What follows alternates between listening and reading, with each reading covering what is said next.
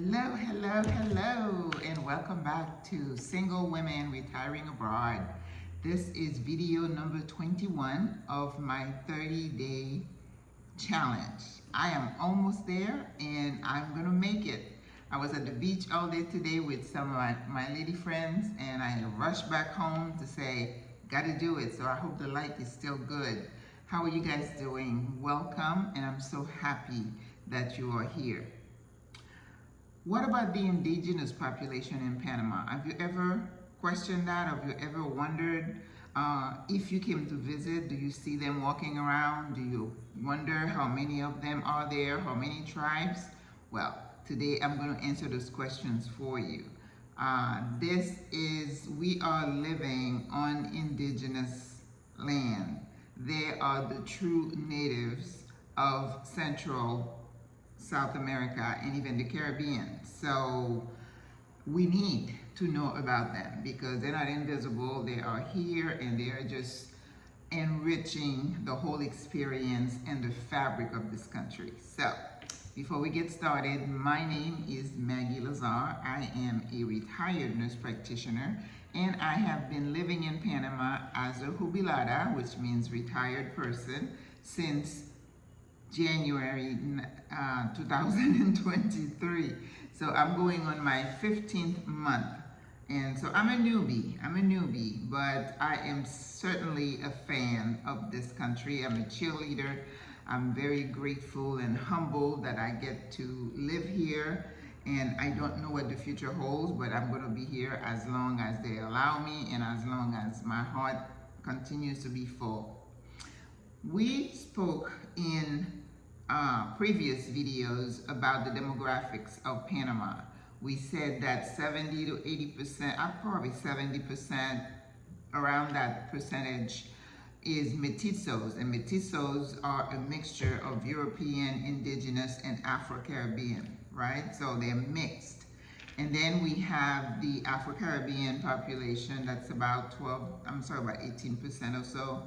The indigenous population is about 12% of the population, Chinese 5%, and about 6 or 7% European. But you know, I was really stumped the other day. I was reading a post, and apparently somebody said that the country of Panama is 96% black, and I was like, I wonder how he came up with that number, because if you have 90% black, 96%, oh my God, that means like almost 100%, which would be like being in Africa, right?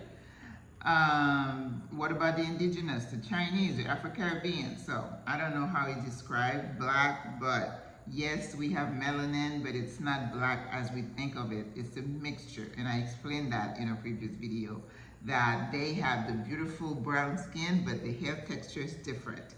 And Afro-Panamanian or Caribbean kind of look like me. Then we have the indigenous 12%. So 12% of about 4.4 million, that's about over 500,000. So there are quite a few of those people around.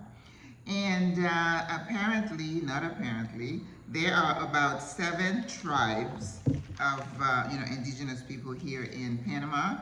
They are the Ngabe, I'm sorry, I just don't want to say that because I know I'm going to mess up. Ngabe, Bugle, Sana, Mbera, Wunan, Bribri, Naso.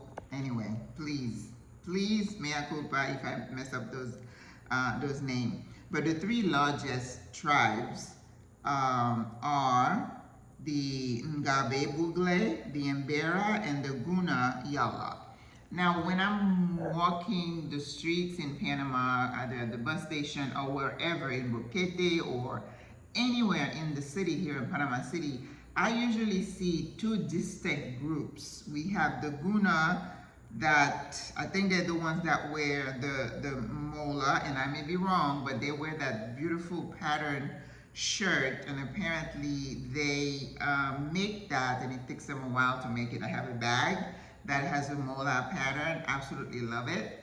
And they're usually very petite in stature, and they wear some decorative, almost look like socks, but they're like made of some material on both their legs. And then I go to Bukete and I see the others wearing these colorful frock-looking type dresses. I'm not sure exactly which tribe that is, but they are very proud of their culture and they wear the traditional wear, right?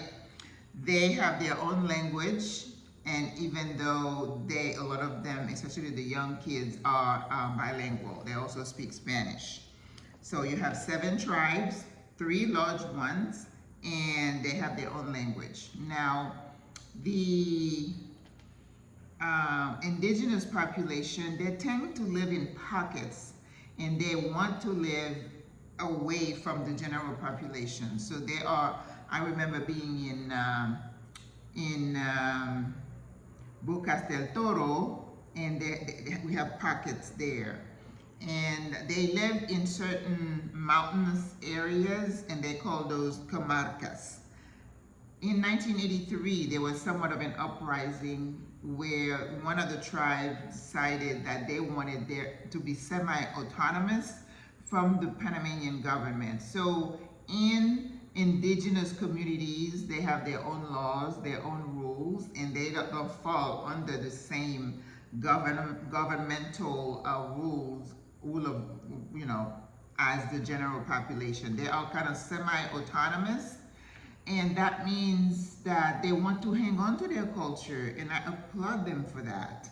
And the government has agreed, but they do have representation in the courts. They have judges, attorneys to make sure you protect their rights, and especially their rights to their ancestral land. We know what happens in the US about, they want to put a gas pipeline and stuff through it, but here they are very protective of that, and we are certainly in awe of that. They want to they have their own cultures, and there are some people who have been given access to maybe spend a few days and learning about those folks, which is great. I remember watching one particular tribe, and there was this woman who was given access, and they wear a lot of gold, right? And then somebody was like, where do you get that gold? And then they're like, that's our business, that's our secret. We don't need to know everything about somebody. They have something they keep close to their heart. And you know what happens. If they find out what that gold is, the rest would be history, right? So just, in spite of them being semi-autonomous, they do have access to services such as education. Some of those reservations, we can call them, also have schools and some level of health care. I see a lot of the young mothers. We have a children's hospital close to where I live, so I see them a lot. They have to leave the reservation sometimes to come to the city to get help. And I read one post that said, if a doctor goes on the reservation to provide services, it costs them more. I don't understand that, because they're residents of Panama. You should treat them the same, but apparently the gas transport costs that this doctor would incur is passed on to the inhabitants anyway of those comarcas. So as a minority community, like any minority community, they have their own challenges. First of all, they constantly need to fight to protect their identity. As African Americans, we can relate to that, right? To their culture, they live in peace and they're pretty happy. Some of the indigenous groups live like on small islands, and there are writings about climate change that's going to threaten their livelihood. Rising sea level, even though that hasn't happened yet, but there are threats. And of course, people come from all over the place, very curious about the culture. And I'm always a little bit leery when I see that, because if history has taught us anything, we know what happens when somebody starts sticking their noses in somebody's business, looking at their resources, right? Anyway, the same issue that we have running through the fabrics of the Panamanian population, issues of health, access, food, diet. Now, on the reservation, because a lot of them live around water, and those who are in the mountains, they're hunters, so they rely a lot on, cattle and other things. A lot of root vegetables, lots of corn. So the Panamanian diet, remember we talked about Panama being a fusion of Spanish, Caribbean, Chinese, Indigenous. So if you go, I remember last year before I went to South Africa, I wanted to do a food tour and I wanted to taste a typical Panamanian breakfast. I did, even though I got sick because I was still really heavy plant-based. But if you go and you see the corn empanadas, that is an indigenous cultural type of food. And then they have some other food that they're wrapped in banana leaves. I know around the holidays for Christmas, I forgot what they call it, but they put that mixture of meat and maize, which is corn, and then they put it in this banana leaves and they tie it and they boil it and then you eat it. I never got to try it. I haven't tried it yet, but what I'm saying is that a lot of the food that we eat here in Panama, there is a high level of indigenous influence in it, and so there should be, because remember they are the native of these lands. Economics, there are challenges, again, as any marginalized minority, because the numbers, 500,000 compared to 4.4 million, you know what I mean? The math sometimes doesn't add up. So they do struggle for representation, to have access to services.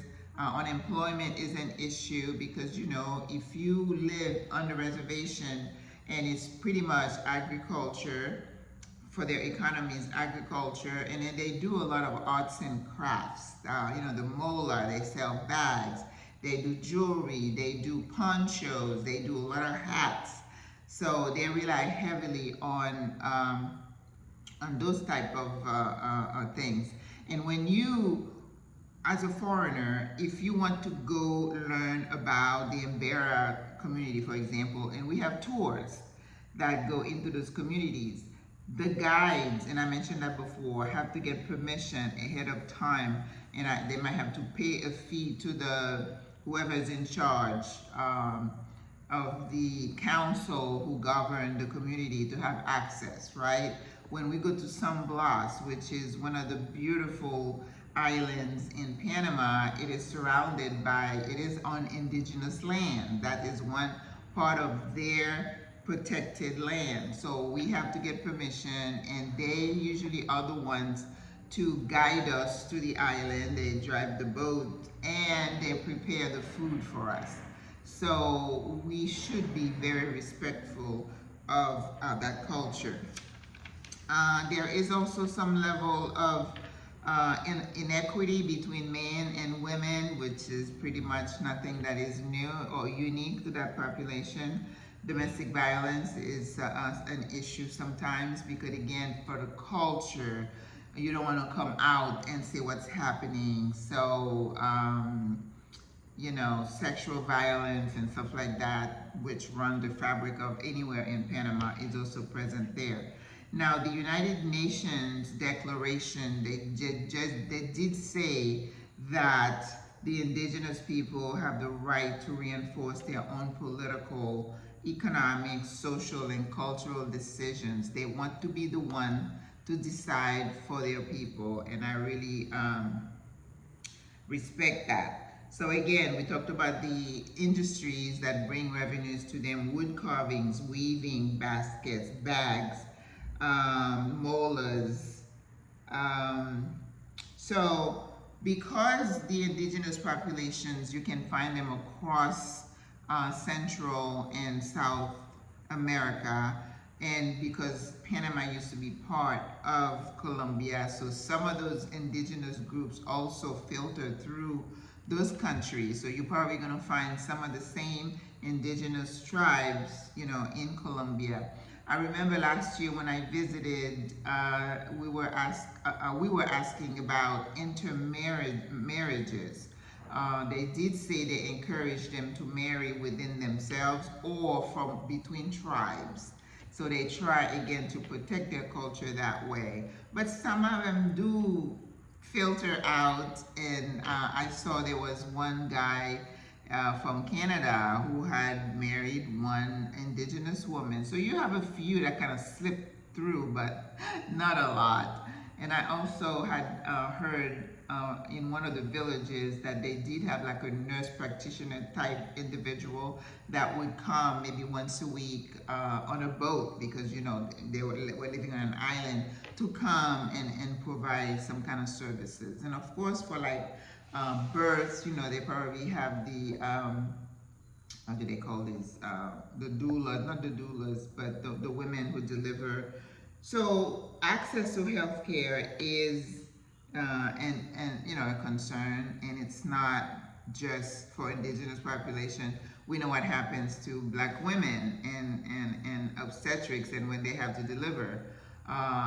We got quite a few of them who die of bleeding, or their symptoms were minimized or dismissed. So the same issues that run through the fabrics of minority populations affect the indigenous population. I, for one, am very appreciative to have access to the history and to show respect to that culture, and I encourage you to do the same. So I hope you glean some information from this, knowing that we are living, we are allowed to live on ancestral land, and that we should show respect. We cannot undo history, but all we can do is just show respect and reverence to the culture. So I hope you enjoyed this talk today. I'm just gonna go and enjoy the rest of my evening. I hope you do the same, and I hope you continue to watch. I will do some different playlists. You can binge watch those videos. I try to keep them short. So I hope you glean some good information from them about your new home. All right? So you have a good evening. God bless you. I love you. Thank you. I'll talk to you tomorrow. Bye-bye.